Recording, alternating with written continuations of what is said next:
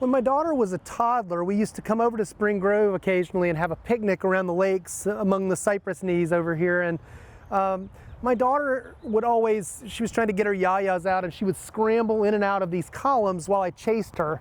And I never noticed the name on the mausoleum at the time and didn't think of it anymore. Several years later, she started going to the School for the Creative and Performing Arts, and I used to drive her down Spring Grove Avenue every day to school.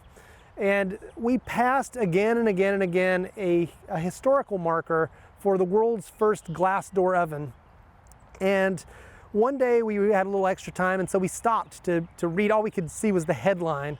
We stopped to read the script, and on that spot, about 1.5 miles or 2 miles south of here on Spring Grove Avenue, somebody for the first time devised a way to look at your food while it cooked by the use of reinforced glass.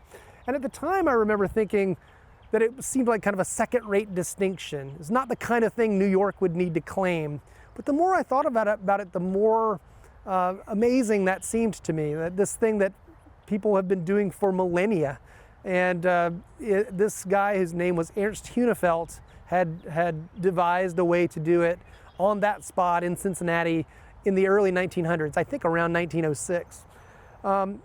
Several years later, when I embarked on this project, I was wandering through the cemetery as usual. I walked past this monument. I was thinking nostalgically about my daughter running into the columns, and I noticed the name Huenefeld. And sure enough, this is his monument.